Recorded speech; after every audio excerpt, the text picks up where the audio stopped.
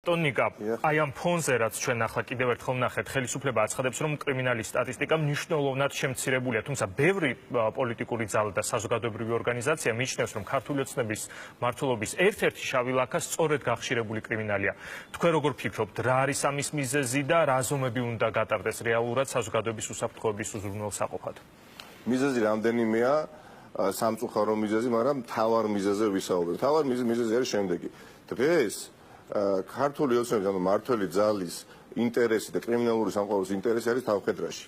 და რა არის ეს ინტერესი? ქართული ოცნების ინტერესი არის, რომ ის დარჩეს ხელისუფლებაში და კრიმინალური სამყაროს ინტერესია ასევე ქართული ოცნება დარჩეს ხელისუფლებაში, ვინაიდან მათ პირობებში, რა თქმა უნდა, აქვთ ძალიან ხელსაყრელი გარემო სამწუხაროდ ყაჩაღობისთვის და სხვადასხვა ყაჩაღობისთვის, ქურდობისთვის, კორუფციისთვის, სხვადასხვა კრიმინალური ქმედებების ჩადენისათვის.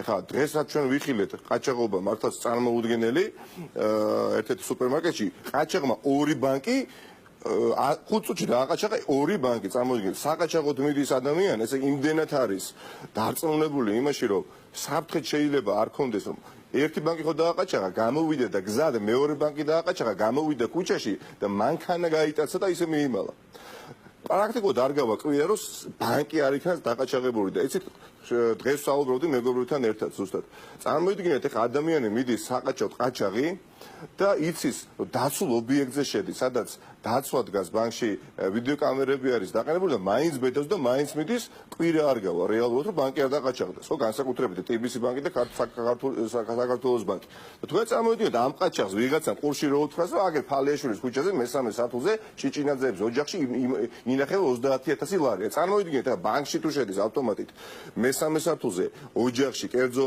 ასე თქვათ ოჯახში არ შევა აი ესეთი ნეთერქებადი ასე თქვათ ნაღმი დაგვიდო ბიძინა ივანიშვილმა მაგრამ ყველაზე ასევე სამწუხარო გახავთ ის რომ ეხა განსაკუთრებით წინა საარჩევნოთ და განსაკუთრებით კახი კალაძეს კრიმინალურ სამყაროსთან ურთიერთობა აქვს გაღრმავებული და ასე თქვათ კულუარულ პროცესებში ყავს ჩართული კრიმინალები უნდა ვთქვათ და მე მიმაჩნია რომ არღის პოლიტიკაში დღეს ყოფნა 2016 წელს თუ არ ვისაუბრებთ იმაზე რა ხდება საქართველოში ამ მიმართულებით და განსაკუთრებით თბილისში. კახი კალაძემ არაერთი კრიმინალური ავტორიტეტი წინა საარჩევნოდ განსაკუთრებით რამდენიმე თვის წინ ჩამოიყვანა და ყველამ ვიცით ვინ ჩამოიყვანა და როგორ ჩამოიყვანა ბევრს გავიგებთ კიდევ და გადაბარებული ქონდა ღებრიშვილისგან და ივანიშვილისგან ქუჩის მართვა და პატრონაჟის ქვეშ აიყვანა ქუჩა გაექცა მართვის სადავეები კახი კალაძეს და სასაკლაო მოაწყო ქუჩაში ვიხილეთ ჩვენ რაც მოხდა ვაკეში ხომ და ეს ყველაფერი არის კახი კალაძის დიახ კახი კალაძის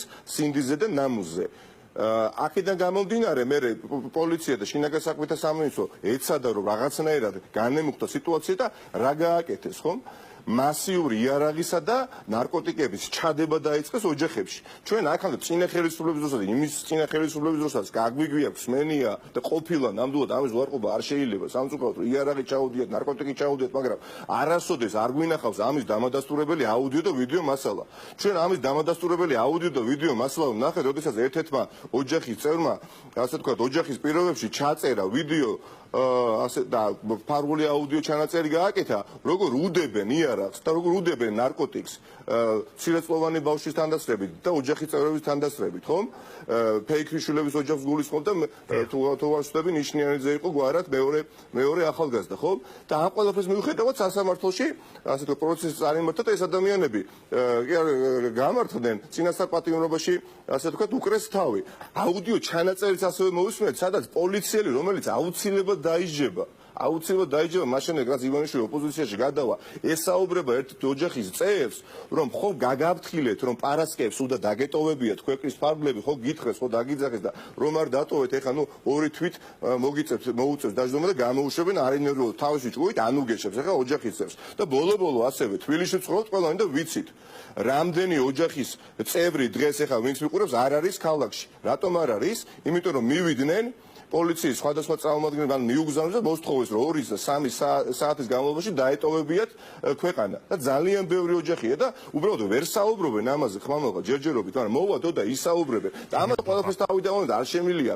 არ შევეხო უბრალოდ დესტაბილიზაციას ეზაუბრობს შინაგან საქმეთა მინისტრი, როდესაც მას თავად აქვს დესტაბილიზაცია სისტემაში, უწყებაში, სადაც დღე ასევე არ გავა პრაქტიკულად, როდესაც მაღალი მოქმედი თანამდებობის პირს პოლიციაში არ დააკავებენ. აი რამდენიმე დღის წინ დააკავეს იმერეთის კრიმინალური პოლიციის უფროსი ქრთამის აღებაზე. სხვა რეგიონის კრიმინალური პოლიციის უფროსი განსაკუთრებით დიდი ოდენობით ნარკოტიკების შენახვა შეძენისთვის დააკავეს სამეგრელოში. გურჯანის პოლიციის მოქმედი უფროსი დააკავეს ქურდობაზე. მეყვებია უკანასკნელ პერიოდში რაც მოხდა.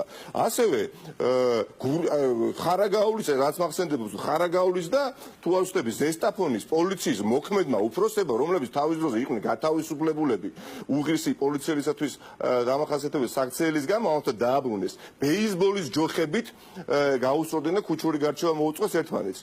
შიდა ქართლის მოქმედი სამხარეო პოლიციის უფროსი, რომელიც წლების წინ გათავისუფლებული იყო შინაგან საქმეთა მინისტრის მიერ, ვინაიდან იგი შეჭმიტანილი იყო ტენდერებში ხელისშეწყობისათვის რამდენიმე სუბიექტის მიმართ, გაათავისუფლეს რატომ? მიმალვაში უფროსად რატო იცით რა ჩაიდინა მოქმედმა სამხარეო პოლიციის უფროსმა. მან რაღაც გარკვეული პერიოდის განმავლობაში 2 მილიონი ლარის ღირებულების ყალბი კომპანია სოკარის საწვავის ტალონი დაამზადა. გააფლანგა რა თქმა უნდა ეს ტალონები, ცნობილი გახდა კომპანია სოკარისთვის და შესაბამისად იძულებულები გახდნენ გენინსპექციაში საქმე აღეძრათ და მოქმედი სამხარეო პოლიციის უფროსი მიიმალა. ეხლა საქმე აღზრულია და ეს ადამიანი მიმალულია და დესტაბილიზაცია თავად აქვს შინაგან საქმეთა მინისტრის უწყებაში და საუბრობს თვითონ ვინმე აწვავს დესტაბილიზაციას, მაგრამ გაგრძელდება ეს პერიოდი, მადლობა ღმერთს, რომ მალე დამთავრდება 8 ოქტომბერი კარს არის მომდგარი, მაგრამ ეს ყველაფერი რითიც დავიწყე, იმით დავამთავრებ, იმიტომ მივიღეთ ეს მდგომარეობა, ვინაიდან შინაგან საქმეთა მინისტრს კახიკალაძეს და ბიძინა ივანიშვილს მთავარი ოპონენტი კრიმინალი კი არ გონიათ, განსაკუთრებით მთავარ პოლიციას ვეუბნები აქ და არამედ გონიათ მთავარი ოპონენტი პოლიტიკური ოპოზიციური პარტიები და ეს არის ყველაფერი, რა შედეგსაც დღეს ჩვენ სამწუხაროდ ვიმკით. მადლობა ბატონო ნიკა მელია გვერდებოდა პირდაპირ ეთერში.